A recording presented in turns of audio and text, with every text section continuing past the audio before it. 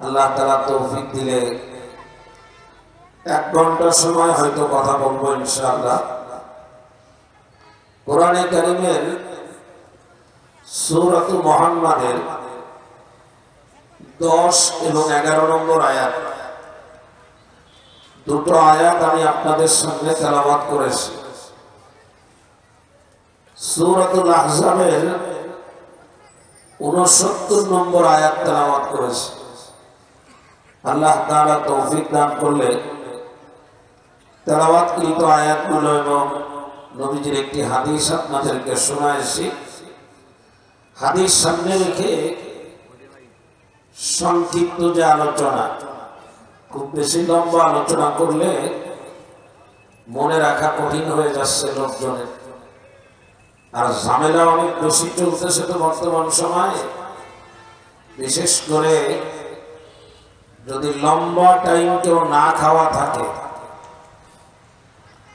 ধরেন সকালে খাই নাই, দুপুরি খাই নাই, রাতের বেলায় কোনো খাবার যখন সামনে আসে তো এমন হয় যে অনেক সময় তরকারির সিরিয়াল ঠিক রেখে খাওয়া সম্ভব হয় না।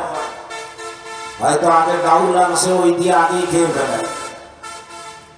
এরপরে দেখা যায় যে তরি তরকারি দিয়ে খেতে খেতে গোশ দিয়ে খাওয়ার মতো আর জায়গা ফাঁকা থাকে না, গোশ ফেরত চলে যায়। তো আমাদের দেশের মানুষ এক লম্বা সময় ধরে নির্বাচনের যে একটা মজা, এই মজা থেকে বঞ্চিত ছিল। তো হালে করে নির্বাচনের একটা মজা শুরু হয়েছে।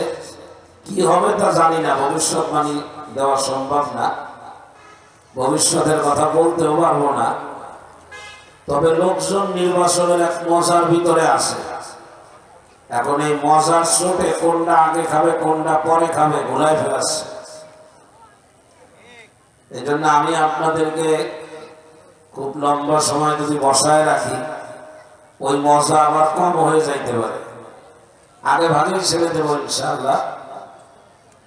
তবে আপনাদের যে চাহিদা সাধারণ মানুষের, আমাদের আলোচনা বিশেষ করে আমি ব্যক্তিগতভাবে মানুষের চাহিদা অনুযায়ী বয়ান করার চেষ্টা করি। বুঝি যে মানুষ এইটা শুনতে চায়, সেইটা বলি। যা শুনতে চায় না তা তো বলে লাভ হবে না। ভাইজান, আপনি একটু বেস দিয়ে খালি মুড়াইলে হবে না, বেস দিয়ে আওয়াজ বাড়াইলে মাইক ঠিক হয়েছে না। যদি অপারেটর না থাকে অপারেটর ডেকে নিয়ে আসেন, আমার তো কষ্ট হবে।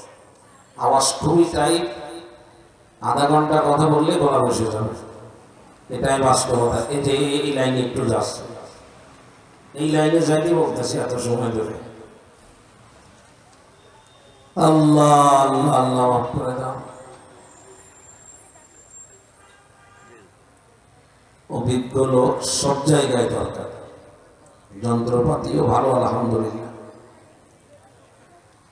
তো আপনাদের চাহিদা অনুযায়ী কোরআন শরীফের আয়াত পড়েছি। নামাজের মধ্যে মুসাল্লির চাহিদা অনুযায়ী কিরাত পড়া যায় না, কিন্তু ওয়াজের ভিতরে ওয়াজ করতে হয় মুসাল্লির চাহিদা অনুযায়ী। তো সাধারণ মানুষের চাহিদা হলো বর্তমানে সবাই ভয়ের ভিতরে আছে, কি হয় কি হয়।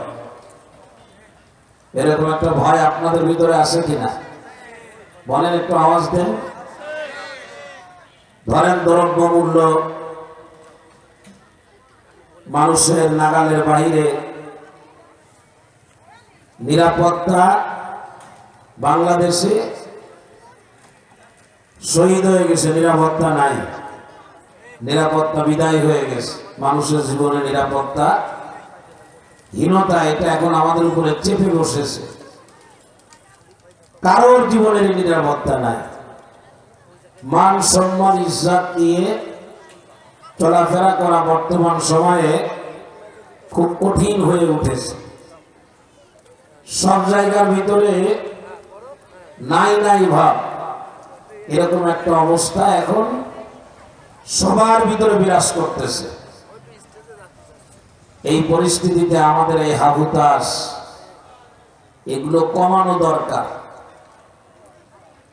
নিরাপত্তার ঝুঁকি কমানো দরকার, দ্রব্যমূল্য নিয়ে পেরেশানি কমানো দরকার। তো সেই কমানোর জন্যই আজকে মূলত আমার এই আয়াতগুলো তেলাওয়াত করা এবং কিছু কথা যদি আল্লাহ তৌফিক দেয় বলার নিয়াত করা। পেরেশানি যদি কমাইতে চান, প্রথমে আপনাকে মাথায় রাখতে হবে দুনিয়ায় আজকের যে অবস্থা, আগামী দিনটা আজকের থেকে ভালো হবে না। আগামী দিন যেভাবে যাবে, আগামী পরশু আগামী দিনের থেকে ভালো যাবে এটা বলা যাবে না। বুখারী শরীফের হাদিস, নবীজি বলেছেন মানুষের উপরে যে সময় আসতেছে, ইল্লা ওয়াল্লাযী বাদাহু শাররুম মিনহু, যে সময় মানুষ ভোগ করে পরবর্তী সময় ভোগকৃত সময় থেকে আরো বেশি খারাপ হবে। হাত্তা তালকাউ রাব্বাকুম, এভাবেই খারাপের সঙ্গে ঈমানি হালাতে লড়াই করতে করতে আপনাকে কিয়ামতের ময়দানে আল্লাহর সাথে সাক্ষাৎ করতে হবে। ভালো যাবে না। ক্লাস 1-এর ছেলেকে যশোর শহরের সব থেকে অভিজ্ঞ শিক্ষকের কাছে যদি প্রাইভেট পড়ান, ক্লাস 1-এর ছেলেকে 5টা প্রাইভেট পড়াইছে, পড়ানোর পরে ক্লাস 1 থেকে যখন ক্লাস 2-তে ওঠে, তখন ক্লাস 1-এ যে বই ছিল তার থেকে বই বাড়ে না কমে? পড়া ক্লাস 1-এ যা ছিল ক্লাস 2-তে ক্লাস 1-এর থেকে সহজ হয় না কঠিন হয়? ক্লাস 2-তে ভালো করে পড়লো, ক্লাস 3-তে আর পড়া লাগে না, বইও নেওয়া লাগে না, ঠিক না বেঠিক? ক্লাস 2 থেকে 3-তে বেশি না কম? পড়ার চাপ বেশি না কম? পরীক্ষা কঠিন না সহজ? এইভাবে করে যদি বিসিএস পর্যন্ত যান, শুধু বাড়তে থাকবে, বইয়ের কলেবর বাড়তে থাকবে, ওজন বাড়তে থাকবে, পড়ার মানও বাড়তে থাকবে, পড়ার পরিমাণও বাড়তে থাকবে। এই দুনিয়াতে যারা ঈমান নিয়ে চলবে, ওর ঈমানের মান যত উন্নত হবে, মালিকের পক্ষ থেকে পরীক্ষার ধরন তত কঠিন হতে থাকবে। পরীক্ষার মধ্য দিয়ে আমার ঈমান আল্লাহর কাছে গ্রহণযোগ্যতা লাভ করবে। মনে করবেন না সব সহজ হয়ে যাবে। সুতরাং রাত যদি গভীর হয়ে যায়, অন্ধকার যদি বেশি হয়, আলো বেশি জ্বালাইতে হয়, রাস্তা যদি বেশি খারাপ হয়, গাড়ির মান ভালো বানাইতে হয়, প্রিয় ভাইরা দ্রব্যমূল্যের যদি দাম বেশি হয়, বাজারে টাকা বেশি নিয়ে যাইতে হয়। এগুলো যেমন সহজে বোঝেন, আসমানের নিচে জমিনের উপরে পরিস্থিতি যতই খারাপ হোক আর সেদিকে যাক, আপনি যদি স্বাভাবিকভাবে চলতে চান, এই আসমানের মালিক জমিনের মালিক আল্লাহর সঙ্গে সম্পর্ক বাড়াইতে হবে।